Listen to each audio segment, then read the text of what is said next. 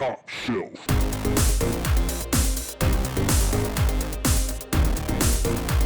Hello and welcome to Top Shelf Board Games. I'm Hubba, and today we're going to learn how to play Grand Prix by GMT Games. Grand Prix is a Formula One style racing game where you will be controlling a team of 2 Formula One cars going up against 22 other race cars in the game. Only the top 10 players will actually get points, and whoever has the most points will win the game. Let's go to the table and learn how to play. This is the racetrack, which is made up of the start and finish line, the individual spaces, the sectors, the race to the finish line, and the pit lane. The team sheet shows the status of each of your cars, what your car looks like, as well as the number associated with it. Also a spot for wear markers from the race cards that are played, as well as which tire type that car currently has equipped. Aside from the player cars, there will also be NPCs or non-player cars. NPCs are identified by the diagonal stripes on the back of the token. Some have a symbol, some do not. You're only allowed to move an NPC that has no symbol or has a symbol matching your control marker. Let's go over the sequence of play for each turn. A turn will end when all cars on the track have been activated. A turn has 3 main phases. First, you're going to fill your hand. Second, you're going to perform in the action segment, which is the bulk of a turn. That's activating all of the different cars on the track. Third, you're going to perform the end of turn sequence. This involves drawing an event card and resolving it. It involves performing pit stops, determining who the first player is going to be for the next turn, and removing lap cars. Also discarding unwanted race cards that you don't want to use. This allows you to get more during the fill hand phase. In order to fill your hand, players will draw cards equal to the starting hand size as determined at the beginning of the game. For a 4-player game, players will draw until they have 6 cards in hand. During the action phase, players will take turns selecting one of the 4 actions to perform. Play a race card, calculate your speed, select the card that you want to activate, flip it over, then do your movement, then take a wear marker as indicated on the card and place it on your team sheet. Pass by activating an unactivated card on your team sheet and flip it over. Elimination happens when you activate a card that has 6 or more wear markers on it. Remove it and place it onto your team sheet. Or voluntary elimination, choose one of your non-activated cards, take it, and put it onto your team sheet. Once you've chosen one of those actions, then the next player will choose and take one of the actions. Let's take a closer look at the race cards and learn how they move the cars on the track. There are several parts to a race card, including the name of the card, the speed or how many spaces you'll move, both for regular movement and when you exit the pit lane, the type of wear marker you'll take after using this card, the type of movement as indicated by both the word here and a reminder of which cars link. Also the engineering text, which can modify the movement of the car. When you first play a race card, you're going to calculate your movement points or your speed. Take the speed number on the car and subtract any speed penalties that you have. If you have 3 tokens on this car, you'll subtract 3 from the speed. Once you have your movement points calculated, it's time to move the activated car. A car may move sideways or forward for 1 movement point. A car may never move diagonally unless a race card specifically says to. If you move sideways into a car that is in the space you're trying to move to and it can't go anywhere, move it forward and then move your car into the vacant slot. There are 4 types of movement in Grand Prix. You have solo movement, lead movement, line movement, and pursuit movement. Each will utilize linking or conditional linking. Linking can occur with cars that are nose to tail to each other. Once linked, cars stay together for the duration of the movement. Conditional linking happens when using solo or lead movement. A car is allowed to push another car that's in front of it, then it can switch lanes and continue moving as normal, thus breaking the conditional link. After you determine what your speed's going to be, you'll flip your car over and then move equal to your speed rating. The first type of movement is solo movement. When using solo movement, your car will move by itself, leaving any cars directly behind it in its place. They're allowed to use conditional linking to push other cars, and switch lanes and continue moving. Remember to move the amount equal to your speed. Cars using solo movement can make any number of lateral movements. However, you're not allowed to re-enter a space that you just left. When entering or exiting a corner, the lane may shrink or expand. In this case, the active player chooses which lane the cars that are part of the line will move into. Also, they will choose which lane that the line of cars will move into as well when exiting. So if you choose this one, all cars that are linked to this group have to go into that same space. If your car or a car you are pushing passes the current leader, thus taking the lead, take the current lead marker and place it onto the car that's now in lead. If the lead car ever passes another car, place a lap token on the car that was just passed. The second type of movement is line movement. This is the most common way of moving cars around the track. When your activated car moves forward, all cars that are directly in front of and behind will move as well. You're allowed to move lateral before the linking occurs. If you move lateral, the car that was behind it will stay in its place. Once the link cars are moving forward, if they encounter any other cars in the track, those cars will also become part of the link and move with the group. Cars can be in any part of the linked line. If your car is at the front of the line, then all cars behind you will follow. If your car is in the rear of the line, it'll push the cars in front of it. If it's in the middle, it'll both push the cars in front of the active car and pull the cars directly behind the active car. Once you've started moving forward with a line movement, you are no longer allowed to make any lateral movements. Pursuit movement is similar to line movement. The only difference is that cars directly behind the active car will not move with the group. Like line movement, you're allowed to move laterally before moving forward. And also like line movement, cars are not linked until you start moving forward. Once you move forward, you can no longer make any lateral movements. Cars that are directly in front of your active car will become linked. Cars behind it will stay in place.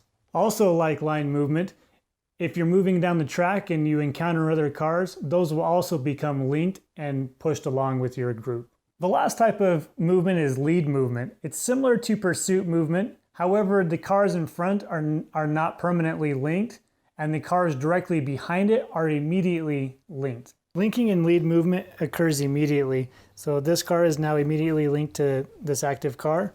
When the active car moves, all cars that were behind it will follow and enter the spaces that the lead car leaves. If you encounter other cars while using lead movement, you're allowed to use conditional linking to push them forward. Then you can also break that link and continue to go around them. If there are no cars directly behind your active car, then treat the movement as solo movement. Once the link has been made with lead movement, new cars will never join the link. Remember, once you've completed your movement, regardless of type, to take a wear marker and place it on the car you just activated. When making lateral movements, it is possible that you will laterally move into another vehicle. When this happens, if possible, move the displaced car laterally. If the displaced car is unable to move lateral because it's already on the farthest inside lane, then displace the car forward, then move into the newly opened space. Anytime you displace a car, take a close call marker and place it on your team sheet. Close call markers remain on your car until an event card tells you to remove them. The more that you gain, the more likely you are to encounter a negative effect from an event card. Other markers that you'll be gaining over the course of the game are wear markers. These are gained by playing a race card. Anytime a race card is played, you'll take the wear marker indicated on the card and place it on the team sheet associated with the active car. Initially, wear markers have no effect, but if you get too many of them, you'll have a speed penalty, as mentioned before. Activating a car with 6 or more markers on it will remove that car from play.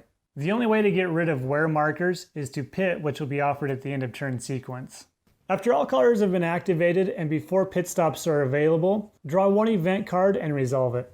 The event card shows the name of the event, the text that is immediately read and applied. The icon shows which icon that the text is referring to, and the flag icon determines if there's a restart needed or a safety zone will be created, and at the bottom tells you which NPC will pit.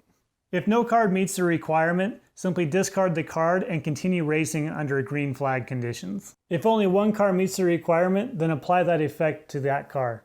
If multiple cars can be affected, take the team marker of each team that has a car that could be affected, place it into the bag, draw one out to determine which team has the effect applied. If the team that was chosen has both cars that can be affected, that player will choose which of their cars takes the negative effect. Some event cards have 3 different color zones on it. In this case, go car by car, activating the effect based on the type of tires that that car currently has. Once the text has been resolved, it's time to resolve the flag icon. A green flag has no effect. Continue play as normal. A black flag indicates that the car affected will be removed from the race. A black and orange flag indicates that the car must pit and pay double the pit cost. A double yellow flag indicates that there'll be a rolling restart, which will be discussed at the end of the video. A yellow flag indicates that there will be a safety zone set up. A yellow and red flag will also require that there'll be a safety zone set up. This will be discussed at the end of the video as well. Once the event has been fully resolved, it's time to move on to the pit sequence. To begin the pit sequence, look at the NPC pit number at the bottom of the event card that was just resolved. Find all the NPCs whose ending number matches the NPC pit number. Move it into the pit lane and move it back 5 spaces.